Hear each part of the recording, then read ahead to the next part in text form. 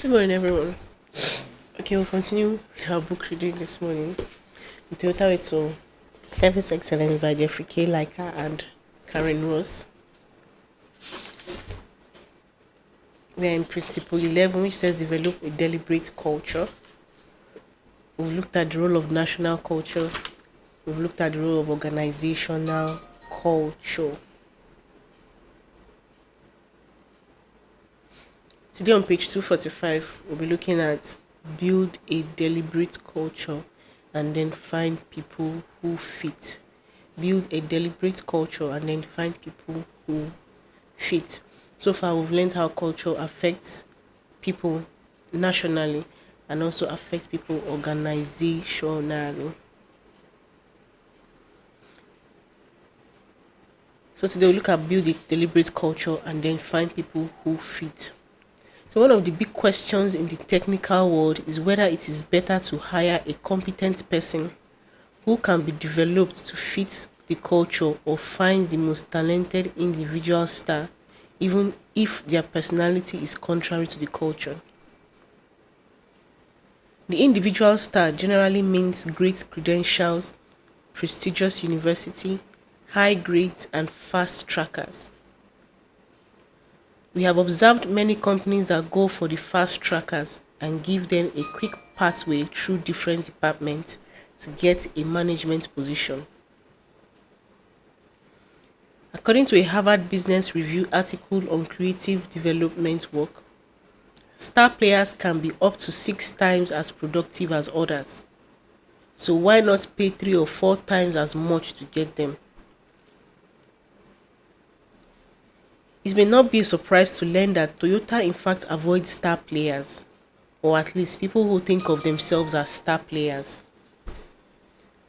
Toyota wants high performers, but its system is designed to develop people to be exceptional at what they do. Some of course more exceptional than others. Toyota will always work to protect its system of human resource development and promotion and avoid people who are individualistic. It wants coachable team. It wants coachable team players who are excited to get their hands dirty and learn. For example, the company routinely passes over engineers from top universities who have strong egos and ambition to fast track, often in favor of those from lesser known engineering schools who have a clear passion for automobiles. One vice president had a favorite interview question: if you could afford any car, what would you buy and why? Someone who would talk excitedly about his childhood dream car and describe buying an old model and personally is rebuilding it scored a lot of points. Menlo is also Menlo also is obsessive about its culture of Melonians and refuses to even do one-on-one interviews. Resumes are not terribly important. They show you have a plus and have done well in academic courses. Richard Sheridan likes to say an interview is two people lying to each other. It is more difficult to pretend to be something you're not when you are in an actual work situation, particularly when there is some stress involved. So, Menlo interviews groups of people at once and gives them a variety of time tasks. Some Since Menlo expects everyone to work in pairs all the time, the exercises are done in pairs. The person who grabs a pencil away from his partner or dominates the pair is not likely to be invited back. Those invited back then return to spend a day doing paid work paired with a Melonian.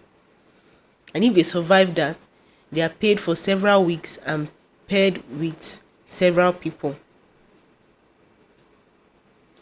There's intense discussion about each potential employee by all those who worked with this person. and through a form of consensus, final decisions are made. One thing Melonians fear with a passion is towers of knowledge. A tower of knowledge comes about when a brilliant software programmer is the only one who knows how a particular piece of software works. You coddle the person, hire the secret service to provide protection, insure them through the Lloyds of London, and sweat at their every cough. The project will crash and burn with that programmer. Menlo does not want to be dependent on any one individual. Teamwork is the game at Menlo. Enter its office and look around, and teamwork is in the air. What you're actually seeing are pairs of people working together enthusiastically. They are sharing their knowledge. Richard talks of kindergarten rules. Be nice to your neighbor. Help them when you can. One-up membership is unacceptable. In fact, in what Menlo calls the extreme selection process, interviewees are told they will be judged by how good they make their partner, that is their competitors, look. People rotate every single week.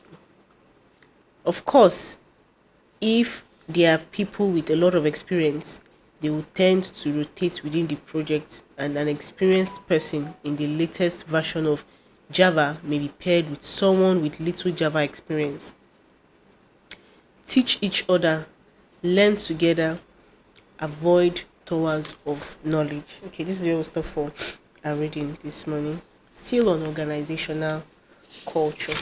So teamwork is part of an organizational culture. Now what does he say? He said build a deliberate culture, then find people who fit in it. At Menlo's, they have built a culture of teamwork in that organization. So they do not need someone who, is a know-it-all, like they call the person here, tower of knowledge. They need people who would be able to fit into that culture. People who are able to work with teams, not people who feel like I can work as an individual, I can do all as an individual, I know a lot of things, I know it all. People, they don't want those kind of people in the organization. That kind of person will not be able to fit into that organization. So at Menlo's, they've deliberately built a culture of teamwork where everybody have to work together, where you have to help each other, you have to teach each other, and you have to learn from each other. Everybody has to contribute whatever knowledge you have for whatever project that comes up. And what they do is that they go extra miles. They put in strategies in places when they are conducting their interview to pick these specific people that will be able to fit into the culture they have built for their organization. Like he said here, this person have to, be able to teach another person.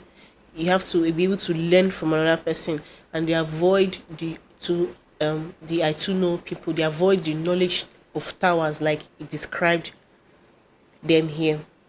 So what they tell their interviewees is that they are going to be employed, or they are going to be judged by how good they make their partners look.